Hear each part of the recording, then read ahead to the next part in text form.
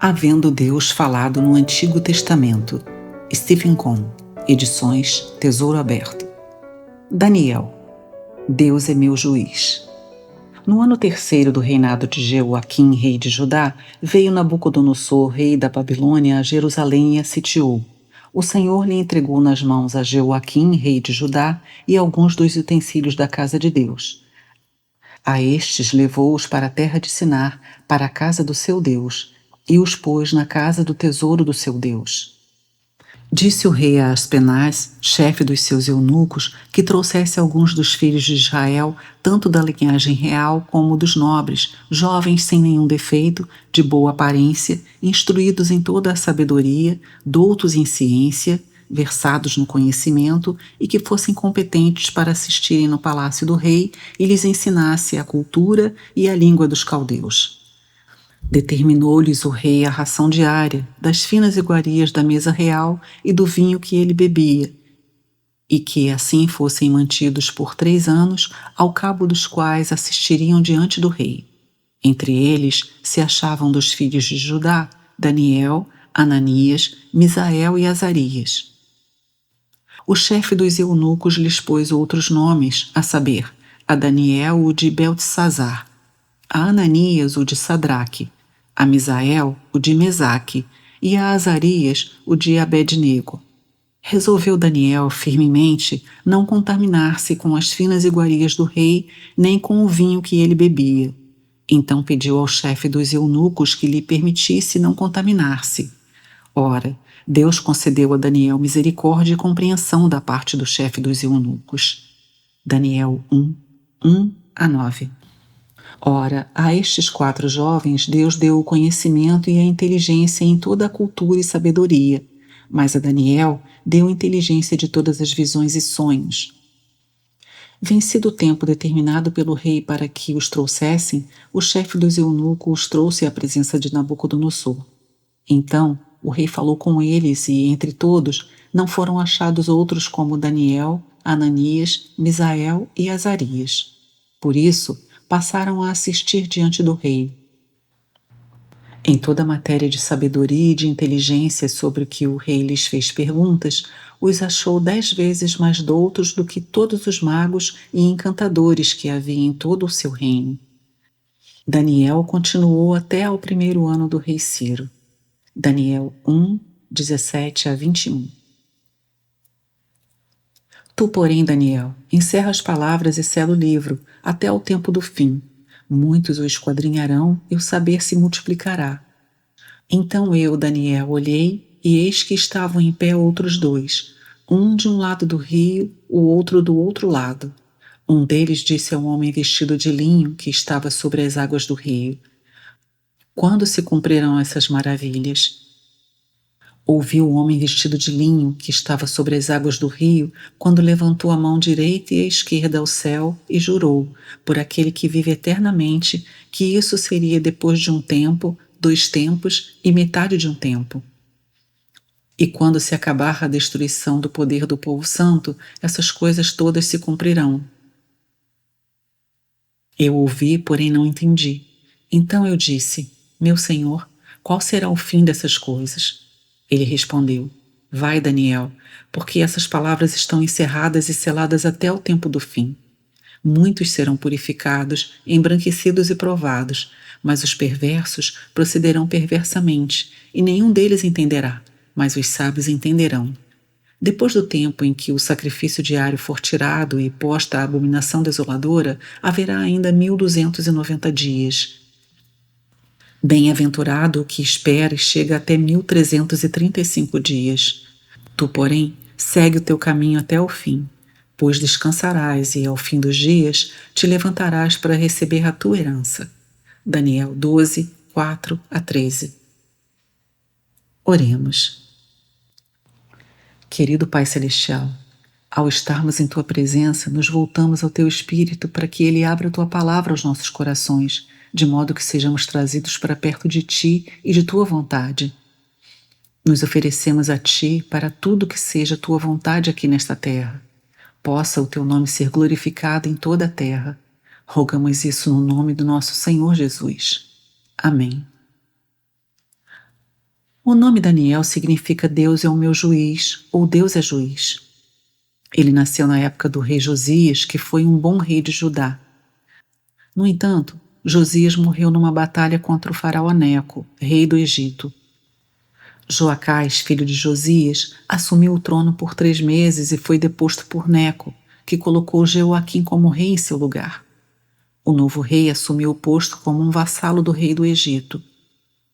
Quando Jeoaquim estava no 3º ano de seu reinado, Nabucodonosor, rei da Babilônia, derrotou o rei do Egito e cercou Jerusalém. O rei Jeoaquim rendeu-se a Nabucodonosor, que lhe permitiu continuar como rei de Judá, mas tomou reféns dentre a família real e a nobreza. Ele levou essas pessoas para a Babilônia como garantia de que Jeoaquim não se rebelaria contra ele. Dentre esses cativos estava um jovem chamado Daniel. Daniel veio de uma família pertencente à realeza ou à nobreza. Quando ele foi levado para a Babilônia, tinha cerca de 20 anos.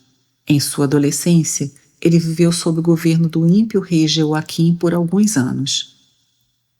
Pela graça de Deus, Daniel permaneceu fiel ao Deus de seus pais. Na época em que Daniel foi levado como refém para a Babilônia, o contexto mundial estava começando a mudar radicalmente. No passado, Deus havia chamado a Abraão e, por meio dele, levantou a nação de Israel, da qual ele era o rei. Deus deu o governo do mundo a essa nação. Contudo, no 3º ano de Jeoaquim, quando o povo judeu começa a ser levado cativo, se manifesta uma grande mudança na economia de Deus. Judá seria destruída muito em breve, assim como Jerusalém e o templo. Daquele momento em diante, ao longo de todo o cativeiro babilônico, Deus não seria mais chamado de o Deus dos céus e da terra, pois ele não tinha mais testemunho na terra. A nação a qual ele havia dado o seu nome fora destruído. O templo onde o seu nome estava estabelecido também estava destruído. Deus não tinha mais testemunho sobre a terra. Nesse período, ele era chamado de o Deus dos céus somente. O governo da terra havia passado das mãos do povo escolhido de Deus para as mãos dos gentios. Na realidade, os tempos dos gentios começam com Nabucodonosor e a Babilônia. Uma grande mudança estava começando a ocorrer no contexto mundial. Deus não era mais chamado de o Deus dos céus e da terra, e o mundo não parecia reconhecê-lo como Deus sobre todas as coisas. No entanto, Deus não se deixou ficar sem testemunhas. Daniel foi levantado nesse período crítico como uma testemunha para o mundo. Parecia que Deus não tinha nenhum testemunho visível no mundo para demonstrar que ele era tanto o Deus dos céus como o Deus da terra. Contudo, ele não havia abdicado de seus direitos. Ele ainda era o Deus dos céus e da terra, mesmo que as aparências externas mostrassem que o governo do mundo havia passado às mãos dos gentios, que não o conheciam nem o reconheciam. Deus continuava governando sobre as coisas do homem e este testemunho foi confiado a Daniel. Daniel viveu na época dessas tremendas mudanças. Ele teve como contemporâneos Jeremias, Ezequiel, Abacuque e Obadias. Jeremias permaneceu com o povo em Judá e mais tarde foi para o Egito. Seu encargo estava com o povo escolhido e ele permaneceu com o povo até o fim. Tal como Daniel, Ezequiel também foi levado cativo na época do rei Jeoaquim e permaneceu com o povo no cativeiro. Seu encargo era o templo de Deus, pois ele era sacerdote. Embora Daniel tenha sido levado como refém para a Babilônia, ele não viveu com os outros judeus do cativeiro. Sua residência era o Palácio Real e ele trabalhou junto aos governos do mundo. Ele tinha como encargo a cidade ou o reino de Deus. É interessante notar que, tanto em nossas Bíblias como na Septuaginta, versão grega do Antigo Testamento, o livro de Daniel é colocado entre os grandes profetas, ou seja, junto com Isaías, Jeremias e Ezequiel. Na Bíblia hebraica, Daniel não se encontra entre os profetas. A Bíblia hebraica é dividida em 3 partes: a lei, os profetas e os escritos. Daniel está colocado nesta última seção, que foi escrita por sacerdotes, profetas e muitos outros. A provável razão pela qual Daniel não foi incluído entre os profetas, mesmo que tenha deixado muitas profecias, é que ele não exerceu o ofício profético como os outros profetas que viveram junto ao povo e a ele profetizaram. Ele viveu no palácio e sua profecia dizia respeito tanto às nações do mundo como ao povo escolhido de Deus. Portanto, ele não cumpria a função de profeta no sentido mais estrito. Ele era mais um homem de visão do que um profeta. Essa é a razão pela qual na Bíblia hebraica o livro de Daniel é colocado entre os escritos e não entre os profetas. Daniel viveu cerca de 600 anos antes de Cristo. No Antigo Testamento, Ezequiel menciona seu nome 2 vezes. Na primeira delas, Ezequiel 14, 14 a 20, Ezequiel menciona 3 homens justos, Noé, Daniel e Jó. Na segunda vez, Ezequiel 28, 3, Ezequiel se refere à sabedoria de Daniel. No Novo Testamento, o Senhor Jesus mencionou seu nome no Evangelho de Mateus, 24, 15, chamando-o de o profeta Daniel. Ainda que o Senhor o tenha chamado de profeta e ele fosse realmente um profeta, ele não cumpriu o ofício de um profeta. Essas referências mostram que Daniel foi uma pessoa real, da qual tanto o Antigo como o Novo Testamento dão testemunho. O livro de Daniel foi escrito em 2 línguas diferentes. A parte compreendida entre Daniel 2:4 e Daniel 7:28 foi redigida em aramaico, ou seja, a língua dos caldeus. O restante do livro foi escrito em hebraico. Apesar de ter sido escrito em 2 línguas, é evidente que o livro é um todo unitário e que seu autor é o próprio Daniel. Embora o autor só fale na primeira pessoa, na segunda parte do relato fica muito claro que foi Daniel que nos deu este livro. O conteúdo do livro pode ser dividido em 2 partes. Os capítulos de 1 a 6 são históricos, enquanto os capítulos de 7 a 12 são proféticos. Se examinarmos o conteúdo mais de perto, notaremos que os capítulos de 1 a 4 dizem respeito a coisas que ocorreram no reino de Nabucodonosor.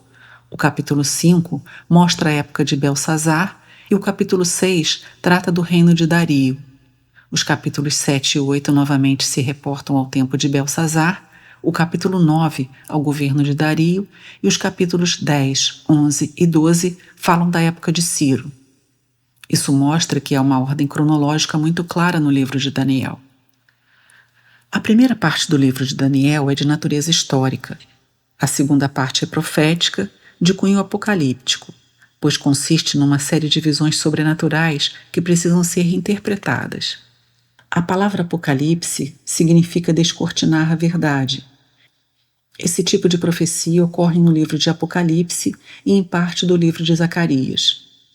O livro de Daniel é extremamente importante, pois é a chave para a interpretação do sermão profético do Senhor Jesus, Mateus 24 e 25, e do livro de Apocalipse. Daniel é a chave para entender essas 2 partes da Bíblia e adquirir uma visão abrangente da profecia. Entretanto, ao mencionar o nome de Daniel, temo que estejamos mais interessados em suas profecias do que em sua pessoa. Suas declarações proféticas são fascinantes e realmente nos cativam. Contudo, isso nos leva a esquecer a pessoa de Daniel. Metade do livro é história e trata da pessoa. A outra metade é profecia e trata de sua obra. Aos olhos de Deus, a pessoa sempre é mais importante que sua obra. Nós vemos de outra forma, pensando que a obra é mais importante que a pessoa. Em nossa concepção, o importante é que a obra seja feita, independente do tipo de pessoa que você seja. Todavia, esse não é o caminho de Deus, pois Ele está profundamente interessado na pessoa. Deus quer mais o homem do que a obra, e isso fica muito evidente no livro de Daniel. Por essa razão, precisamos prestar mais atenção a Daniel como um homem de Deus do que as profecias dadas a ele para nos transmitir. Homem de Deus. Neste livro, Deus é chamado de o Deus de Daniel. Poucas vezes encontramos nas Escrituras o nome de Deus associado a uma pessoa específica. Há o Deus de Abraão, o Deus de Isaque, o Deus de Jacó e o Deus de Daniel. Isso significa que há algo muito especial nessa expressão. Num sentido mais amplo, Deus é o nosso Deus. Afinal, Deus é o seu Deus, assim como Ele é também o meu Deus. Contudo, ter seu próprio nome associado ao de Deus, como no caso de Daniel, indica algo muito especial. Quando Deus é chamado de o Deus de uma determinada pessoa, isso mostra que naquela pessoa Deus concedeu uma revelação especial de si mesmo ao mundo. Por meio daquele vaso específico, recebemos novo conhecimento de Deus e isso nos mostra quão especial é aquela pessoa. Deus é chamado de o Deus de Daniel porque, na pessoa do profeta, ele se deu a conhecer ao mundo de uma forma muito especial, que não poderia acontecer de outra forma. Até mesmo os reis gentios, um após o outro, tiveram que reconhecer que o Deus de Daniel era o Deus dos deuses, o Deus vivo. Ele é aquele que estabelece e remove reis. Ele é aquele que reina em toda a terra. Ainda que o governo sobre a terra estivesse nas mãos de gentios pagãos, Deus continuava dominando e reinando sobre tudo. Ele é soberano e governa não somente os céus, mas também a terra. Este é o testemunho que Deus concedeu ao mundo por meio da pessoa de Daniel. Será que o mundo vê em nós que o nosso Deus é o Deus de Daniel? Será que o mundo vê em nós que Deus é realmente soberano e governa não apenas nos céus, mas também na terra? Creio que este é um grande testemunho que a Igreja tem que dar ao mundo, tal como Daniel testemunhou em favor de Deus. Daniel é um homem muito amado por Deus. No livro se repete a expressão homem muito amado em referência a ele. Em termos gerais, todos somos amados de Deus. Somos amados no amado Filho, mas isso é algo muito geral. Dentre os amados, existem aqueles que são muito amados, como Daniel. Sabemos que Deus não demonstra qualquer tipo de parcialidade, pois ama a todos. Por que razão Deus diz a Daniel que ele é muito amado? Deve existir algum segredo nesse fato. Pureza. Quando Daniel foi tomado como refém, deveria ter cerca de 20 anos de idade ou menos. A experiência deve ter sido traumática para ele, que era um jovem nascido e criado no ambiente da nobreza ou realeza e que deveria ter expectativas de servir a Deus em sua nação. Repentinamente ele é tomado de sua casa como refém e levado de seu país para uma nação estrangeira. Isso seria uma experiência muito trágica para um jovem. Talvez ele tenha imaginado que enfrentaria uma situação terrível. No entanto, Daniel logo deve ter sentido que a providência divina lhe havia pregado uma peça. Ao chegar à Babilônia, ele se achou no meio de muitos jovens de diferentes nações escolhidos por Nabucodonosor. Esses jovens eram de boa aparência, habilidosos e aptos a serem ensinados, ou seja, eram pessoas promissoras, com um futuro pela frente e que poderiam assistir diante do rei. Portanto, esse grupo reunia aquilo que havia de melhor entre os jovens do mundo inteiro. O rei separaria esses jovens para treiná-los por 3 anos e alimentá-los com sua própria comida e bebida. O treinamento os capacitaria para poderem estar diante do rei na corte. Parece que a sorte havia sorrido para Daniel.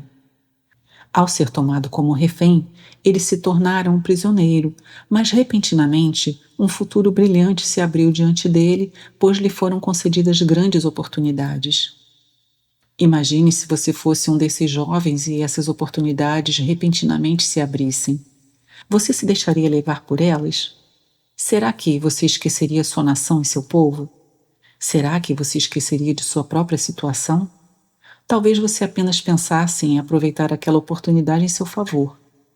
A maioria dos jovens provavelmente faria isso. Todavia, esse não era o caso de Daniel. Seus pais devem ter feito parte dos piedosos que haviam durante o governo do rei Josias. Desde sua juventude, algo foi sendo construído em seu coração. Apesar de estar numa situação como essa, a Bíblia nos diz que Daniel, porém, propôs no seu coração. Daniel 1:8. Esse jovem determinou em seu coração que não se deixaria contaminar com qualquer coisa, pois ele queria se manter puro para Deus. Ele era um jovem cuja vida fora devotada a Deus e que foi colocado na pior situação que você poderia imaginar, pois no palácio real da Babilônia havia todo tipo de impiedade, impureza, maldade e corrupção. Daniel foi colocado bem no meio desse contexto, mas tomou em seu coração o propósito de não poluir-se com aquelas coisas. Ele desejava preservar-se em pureza para Deus. Quão tremendo deve ter sido esse propósito! A situação de Daniel era muito difícil. Humanamente falando, ele não tinha escolha. A oportunidade lhe fora dada e ele não podia rejeitá-la. No lugar dele, talvez você dissesse: eu quero permanecer puro. Vou rejeitar esse treinamento e me recusar a aprender a língua dos caldeus, pois sou um judeu. Será que você tomaria essa atitude? Daniel não poderia fazê-lo, pois não era um homem livre. Por outro lado, você também poderia dizer: já que esta oportunidade me foi dada, vou aproveitá-la ao máximo. Daniel jamais faria isso, pois era muito criterioso. Ele aproveitou a oportunidade para aprender tudo, mas não para si mesmo e sim para Deus. Ele não sabia o que iria acontecer no futuro, nem sabia como poderia servir a Deus naquela situação. Contudo, ele foi preparado para ser usado por Deus. Ele aproveitou tudo ao máximo para Deus, mas não se deixou contaminar por coisa alguma. Daniel achegou-se ao chefe dos oficiais e disse: não nos dê a comida e o vinho do rei, mas nos traga apenas legumes. Quais seriam os motivos do pedido de Daniel? Poderiam ser vários, mas um deles é que, naquela época, a comida e o vinho do rei eram oferecidos aos ídolos antes de serem servidos. Portanto, comer desses alimentos iria contaminá-lo, sugerindo que ele tinha algo a ver com os ídolos. Talvez seja difícil para você entender isso, mas eu compreendo porque passei pelo mesmo problema quando era jovem. Eu nasci numa grande família budista, onde havia 4 gerações vivendo na mesma casa. Na chegada do Ano Novo, tínhamos uma grande reunião de família com cerca de 200 pessoas presentes. Todos os parentes compareciam. Antes de comermos, todos os alimentos eram oferecidos aos nossos ancestrais, ou seja, aos ídolos. Depois que me tornei um cristão, isso se tornou um problema real, pois tive que me recusar a comer aquelas coisas. Felizmente, minha tia soube a respeito disso e passou a preparar comida especial para mim. Na época de Daniel, esse problema era algo real, pois participar daquelas refeições era participar da idolatria. Daniel não poderia fazer isso, pois desejava manter-se puro para Deus.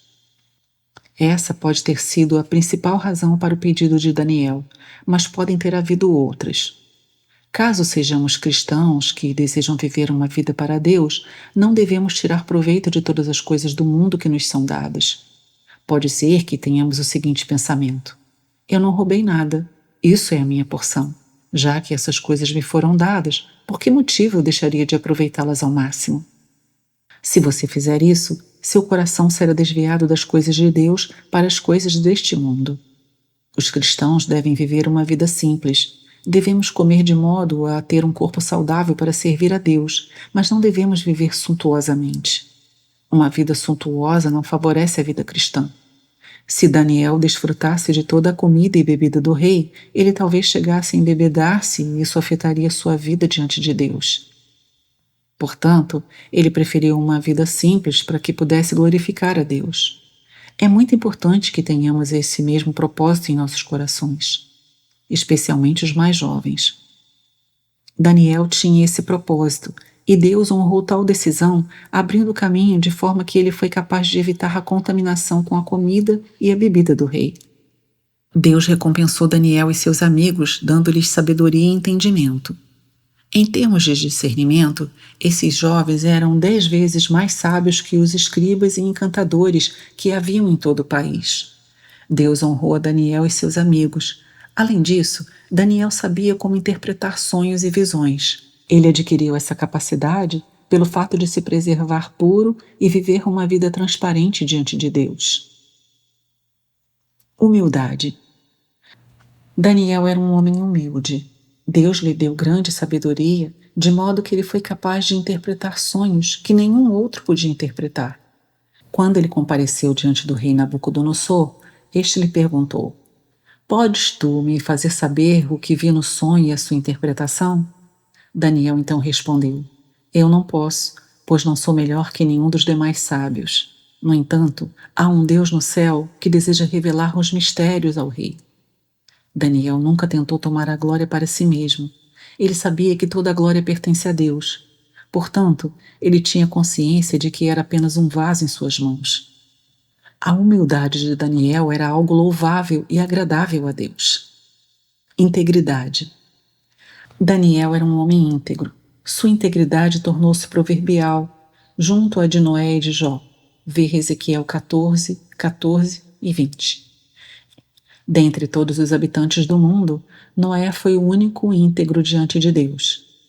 Evidentemente, isso foi possível pela graça de Deus.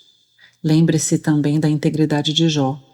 Por meio dessa associação, vemos que Daniel era um homem íntegro que se manteve sem mácula diante de Deus e dos homens.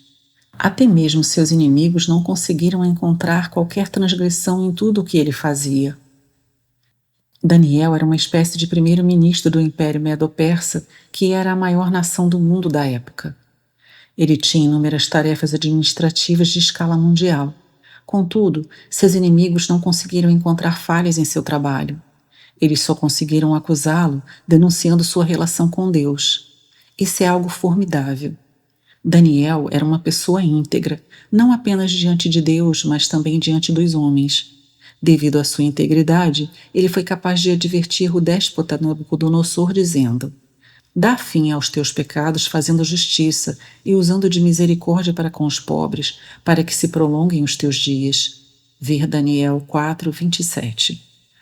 Do mesmo modo, Daniel disse ao rei Belsazar que, embora ele soubesse da loucura que caíra sobre seu pai devido ao orgulho, ele não havia aprendido essa lição. Ver Daniel 5, 18 a 23. Isso nos mostra como Daniel era íntegro. Fidelidade. Daniel era uma pessoa fiel a Deus e a todas as coisas que eram confiadas aos seus cuidados. Quando saiu o decreto real de que durante um mês ninguém poderia fazer petições a qualquer homem ou Deus, exceto ao rei Dario, ele o desconsiderou completamente. Daniel sabia do decreto, mas manteve sua fidelidade a Deus. 3 vezes por dia, ele se ajoelhava diante de Deus, com suas janelas abertas na direção de Jerusalém. Ele não deixou de fazê-lo, sendo fiel até a morte. Devido à sua fidelidade, Deus também foi fiel para com ele. Sua fidelidade para com aquilo que lhe foi confiado lhe permitiu servir na administração de 2 impérios mundiais. Perseverança. Daniel também possuía a virtude da perseverança. Ele continuou servindo desde o tempo de Nabucodonosor até ao 1º ano do rei Dario, num período de 70 anos. Portanto, ele viveu os 70 anos do cativeiro do início ao fim. É comum que comecemos bem, mas quantos continuam do mesmo modo? Daniel perseverou por mais de 70 anos. Ele tinha um espírito excelente, pois o Espírito de Deus estava nele. Testemunho ao mundo. Daniel viveu numa época de transição. Com o advento do tempo dos gentios, um período crítico se iniciou. Deus não era reconhecido como Deus da terra. Coube a Daniel viver num contexto como esse. Ele era uma testemunha levantada por Deus para se colocar diante do mundo em favor da integridade e da justiça de Deus e para provar ao mundo que Deus domina sobre o reino dos homens. Como já vimos, o nome Daniel significa Deus é meu juiz. Não sei se você gostaria desse nome se conhecesse seu significado. Todos nós gostaríamos de nomes cujo significado fosse Deus é meu auxílio ou Deus é meu conforto. No entanto, será que gostaríamos de afirmar que Deus é meu juiz? Ousamos permanecer continuamente diante de Deus como nosso juiz? Imagine o tipo de vida exigido para isso. Daniel teve que viver uma vida de muita disciplina, porque permanecia na presença de Deus como seu juiz. Dessa forma, Deus o julgava em tudo o que fazia, nos pensamentos que tinha e nas palavras que pronunciava. O nome de Daniel explica sua vida. Deus é seu juiz, pois ele o julga em tudo, de modo que ele tenha sido justificado diante de Deus e também tenha sido muito amado por ele. Sendo Deus o juiz de Daniel, ele pode mostrar-se como o juiz de toda a terra por meio de Daniel. Essa é a natureza de seu testemunho. Possa Deus levantar muitos como Daniel hoje em dia. Vivemos num mundo que não reconhece Deus como soberano desta terra. Percebemos hoje que o testemunho de Jesus está dividido, despedaçado. O povo de Deus se encontra totalmente dividido. Vivemos num mundo muito mau, perverso, como se Deus não existisse. Por isso, Deus necessita de muitos como Daniel, que sejam suas testemunhas nesse mundo. Eles darão testemunho de que Deus está vivo, de que Ele se mantém reinando e governa sobre as ações dos homens, pois Ele governa sobre as vidas dessas testemunhas. Deus necessita dessas testemunhas hoje. As profecias de Daniel. A segunda parte do livro de Daniel é de natureza profética, capítulos 7 a 12. As profecias de Daniel são as mais abrangentes que já foram proferidas, pois cobrem toda a história mundial, desde o começo dos tempos dos gentios até a segunda vinda de Cristo e o estabelecimento do reino milenar. Suas profecias tratam do destino deste mundo e também do futuro do povo escolhido de Deus. Desse modo, sua profecia vai até o fim dos tempos. Essa parte do livro se divide em 3 seções. Os capítulos 7 e 8 contêm visões e interpretações dadas a Daniel no 3º ano do rei Belsazar. Numa visão, Daniel 7, Daniel vê o mar grande agitado pelos 4 ventos em violenta tempestade. Em meio àquela perturbação, o profeta vê 4 bestas subindo do mar, uma após a outra. Hoje sabemos que o sonho dado a Nabucodonosor no capítulo 2 e a visão dada por Deus a Daniel no capítulo 7 são a mesma coisa. Tanto o sonho como a visão nos falam a respeito dos tempos dos gentios. Na história do mundo, os tempos dos gentios começam com Nabucodonosor e irão terminar com a segunda vinda de Cristo. Para um rei gentio, o domínio do mundo se assemelha a uma gigantesca estátua de homem de escala monumental, brilhante e imponente. Isso corresponde ao que os homens pensam deste mundo. Ele é como um homem colossal, terrível e reluzente, com cabeça de ouro, peito e braços de prata, ventre e quadris de bronze, pernas de ferro e pés com partes de ferro e partes de barro. Contudo, aos olhos de Deus, a história do domínio do mundo se assemelha a 4 bestas cruéis, perversas e terríveis. No capítulo 2, Nabucodonosor teve o sonho e Daniel foi o intérprete. No capítulo 7, Daniel recebeu a visão e o anjo foi o intérprete. No entanto, o sonho e a visão tratam da mesma coisa. Quando pensamos no capítulo 2, lembramos daquela grande estátua. Já ao pensar no capítulo 7, lembramos das 4 bestas. Todavia, a ênfase desses capítulos não é essa. No caso do sonho de Nabucodonosor, a ênfase é a pedra que foi cortada sem auxílio de mãos humanas.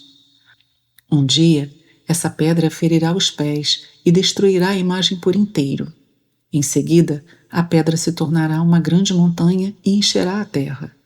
Isso significa que os impérios desse mundo irão suceder-se até o dia em que serão destruídos e o reino de Deus será estabelecido sobre toda a terra. Essa é a mensagem de Deus para o mundo. Os impérios mundiais não permanecerão para sempre. Haverá um dia em que eles irão desaparecer e o reino de Deus e de seu Cristo irá dominar sobre toda a terra. Essa é a nossa esperança. A mesma coisa aparece no capítulo 7. Nesse caso, a ênfase não está nas 4 bestas, mas no trono que é estabelecido.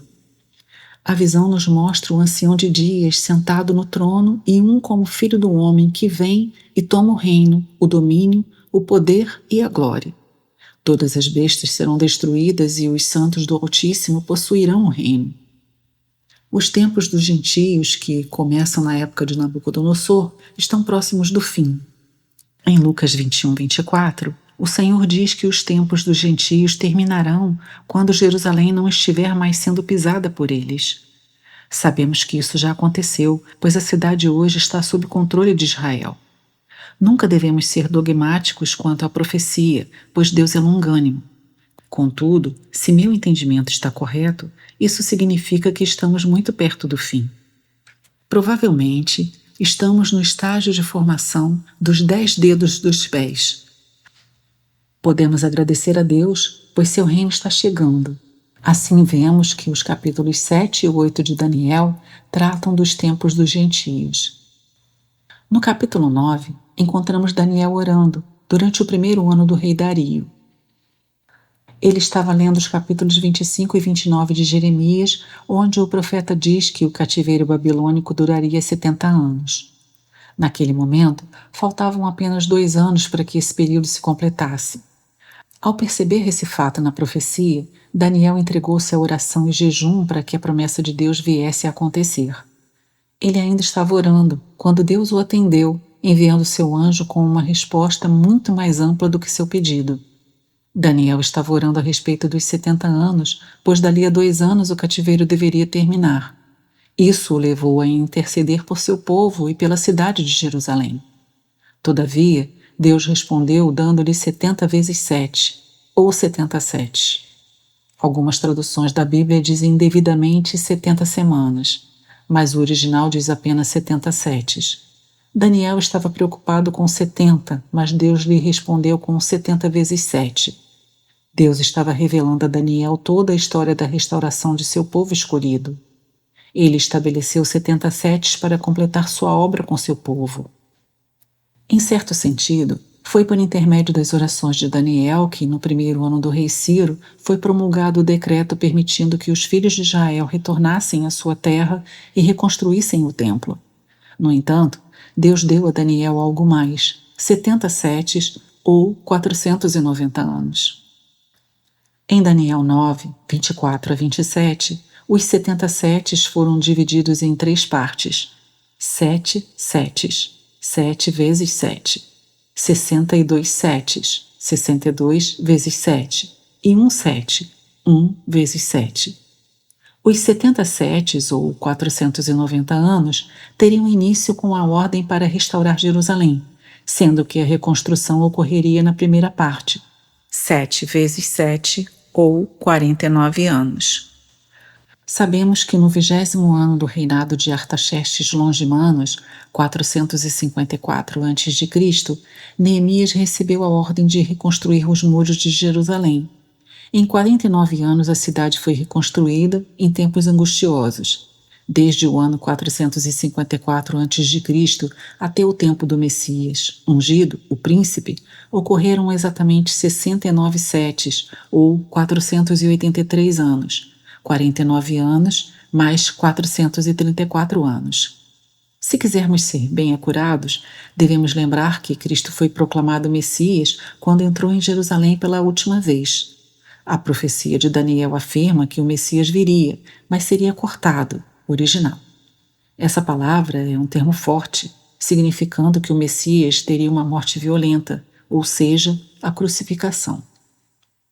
Passados os 483 anos, ou 69 setes, aparece um intervalo de tempo, pois o último período, 1 sete ou 7 anos, ainda está no futuro. Nesse período, um príncipe do povo romano viria para destruir o templo e haveria guerras até o fim. A razão para esse intervalo de tempo é a introdução da Era da Igreja, ou seja, a dispensação da graça. Assim que ela terminar, os 7 últimos anos começarão. O anticristo surgirá e fará uma aliança com o povo escolhido de Deus para lhes dar segurança. Contudo, no meio do período de 7 anos, ele romperá a aliança e mostrará sua verdadeira face. Essa será a grande tribulação ou angústia de Jacó. No final, o desolador será destruído pela vinda de Cristo. Os capítulos 10, 11 e 12 foram escritos quando Daniel tinha mais de 90 anos. Portanto, não pense que homens idosos são inúteis. Daniel havia vivido todos os 70 anos do cativeiro. Se ele foi levado como refém aos 20 anos de idade, após os 70 anos de cativeiro ele teria 90 anos de idade. Essa seria sua idade no primeiro ano de Ciro, rei da Pérsia. A profecia foi dada no terceiro ano de Ciro, quando Daniel já deveria estar com 92 ou 93 anos. A maior das visões por ele recebida foi dada nessa época de sua vida. Essa é uma visão sobre o tempo do fim, segundo a Escritura da Verdade, Daniel 10, 21. O remanescente do povo judeu já havia retornado a Jerusalém no primeiro ano de Ciro. Eles haviam lançado as fundações do templo, mas a obra havia sido interrompida. No terceiro ano de Ciro, Daniel já sabia desse fato. Deus havia falado que restauraria o templo e a cidade, mas isso não estava acontecendo. O povo havia retornado, as fundações do templo estavam estabelecidas, mas a obra havia parado. Daniel orou e jejuou por 3 semanas diante de Deus. Ele buscou a Deus, pois desejava saber o que aconteceria em relação à promessa dos 70 anos. Daniel era um homem muito amado por Deus e, por causa disso, recebeu mais revelação sobre o tempo do fim enquanto orava. São profecias maravilhosas que serão cumpridas em detalhe. Não há outras profecias na Bíblia que sejam tão detalhadas como essas. O capítulo 10 é uma espécie de introdução. Em seguida, Daniel 11, 2 a 35, trata do período entre o rei Dario e outro rei, chamado Antíoco Epifânio. Depois desse trecho, há uma mudança, Daniel 11, 36, pois o texto deixa de lado Antíoco Epifânio, que é um tipo do anticristo, para mostrar as ações do próprio anticristo no tempo do fim. Nesse tempo, o mundo estará em grande confusão, mas logo tudo terminará. Daniel não foi capaz de entender plenamente a profecia, mas foi-lhe dito que aquelas palavras estariam fechadas e seladas até o tempo do fim. Quando o fim se aproximasse, o conhecimento seria aumentado e disseminado. Então as pessoas começariam a entender. Na verdade, o livro de Daniel não é mais um livro selado em nossos dias. Este livro está aberto e por isso sabemos que o tempo do fim está diante de nós. Portanto, que os limpos sejam refinados, purificados e embranquecidos na presença de Deus. Os tempos em que vivemos são muito difíceis, mas pela graça de Deus devemos ser guardados puros e limpos diante dele, para que, em sua vinda, possamos contemplar sua face sem sermos envergonhados. Daniel foi para o descanso até que chegue o tempo de sua ressurreição, quando receberá a recompensa. Nós, que ainda vivemos neste mundo, precisamos estar sempre prontos, aguardando, orando e sendo preparados para encontrar o Rei que em breve vem. Oremos. Querido Pai Celestial, Tu nos deste o livro de Daniel para que possamos estar preparados. Nós te louvamos porque Tua palavra é verdadeira. Hoje vemos todas as coisas caminhando para o fim de acordo com Tua palavra.